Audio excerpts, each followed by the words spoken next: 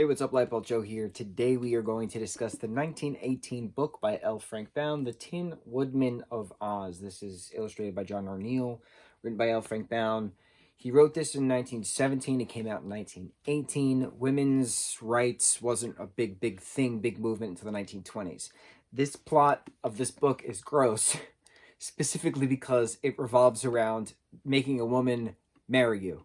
And that's not a thing. That women should have a choice. And then eventually at the end it's, discussed that it is this woman's choice. But like the main plot is these two characters traveling across Oz to have this woman marry one of them. Gross. So just reiterating, L. Frank Baum wrote two editorials about why the mass genocide of Native Americans was important for the survival of the new settler, of the American settler. No, we don't condone this. Just because L. Frank Baum was an abhorrent, repugnant racist does not mean his legacy is, does not mean the Land of Oz is. With that being said, let's discuss book 12 in the Land of Oz series. We got 2 left, and then we're done. I am so excited. I've never hated reading books more. No, that's a lie. I hated reading the Avatar books from that author who wrote the novels of Kyoshi. That was just awful novels. The sequel to Hocus Pocus, the Hocus Pocus novel, was atrocious. I retract my statement. I've hated reading books, but I haven't loathed reading books. When it comes to like the background of the author, that is new for me. That's very new for me. So knowing their background and still finishing out the series is like a big thing for me. It's a big deal for me to do. I'd rather just done it. I'm a completionist when it comes to finishing out a book series. We're done. Okay. So, the Tin Woodman of Oz is named Nick Chopper. We know this. Nick meets up. The Tin Woodman is hanging out with the Scarecrow in his castle in Winkie Country, right?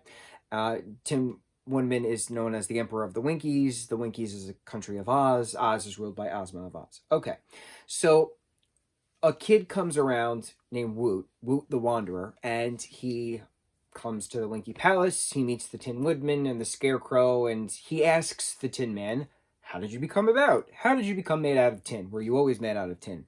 The Tin Woodman literally goes into his entire backstory, which we already knew, because it was already mentioned in the past 11 books, but it took 2 chapters to go over his entire background. Okay, great, wonderful. Nick Chopper, the human, was an axeman, and he was a lumberjack, and he was madly in love with this munchkin girl, Nimiami, and Nimiami loved him, and they were, supposed to be together, but he got rusted, and then Dorothy and Scarecrow eventually found him, and then so is the journey that we know from the very first book, The Wonderful Wizard of Oz. Woot the Wanderer, Scarecrow, and Tin Man. Woot then has this question of, well, if you were supposed to marry this girl originally, why can't you still marry her if she still loves you as the person that you are on the inside? Some nonsense like that. And it turns out that because the Tin Man was given a kind heart and not a loving heart, therefore he can't love anymore. But he still is now going to make Nimiami marry him so she becomes the Empress of the Winkies.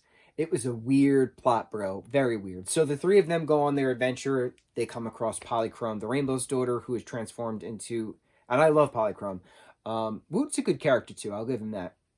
Polychrome is transformed into a yellow canary bird. They go to the castle of Yoop.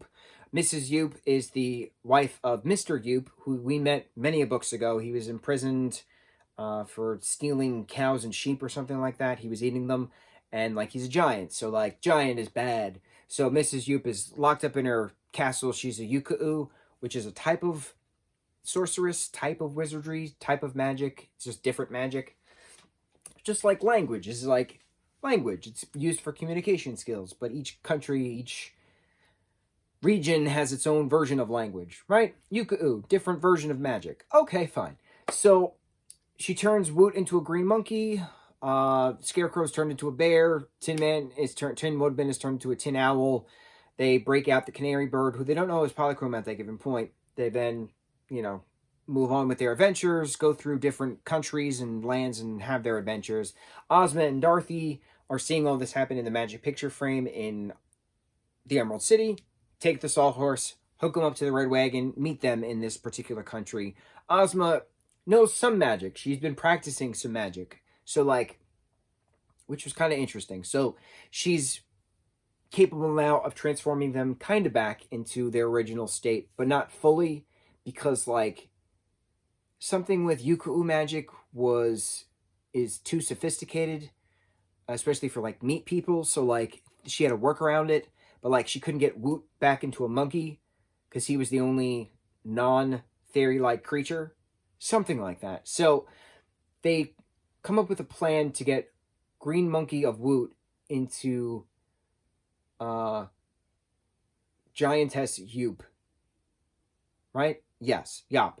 So then they transform her into the Green Monkey. He's transformed back into a kid. All right, great, excellent. Adventures continue. The Tin Woodman meets this tin soldier named Captain Fighter, who was made by the same creator Kuklip, this tinsmith Kuklip who made the Tin Woodman. Dorothy and Ozma go back to the Emerald City. The band of misfits now, Tin Woodman, Tin Soldier, Woot the Wanderer, Polychrome the Rainbow's Daughter, and Scarecrow. The 5 of them are off now to still go to the Munchkin country to force Nimiami to marry one of them after they visit their old friend Kuklip, who had explained to them that he made his own version of them with the cast-off parts, the legs, the arms, the bodies, the heads, and named him Chop Fit, which was the combination of Nick Chopper's name and Captain Fighter, Fyter, Fighter. So he made Chop Fight as this human hybrid creation, very Frankenstein's monster-esque. There's a lot more horror on this book compared to others. It was okay. It wasn't great. Still a creepy plot of the entire book was to go to this girl's house, literally knock on her door, and force her to marry one of them. They eventually get to her house. They knock on their door after other miniature adventures, and they see Chop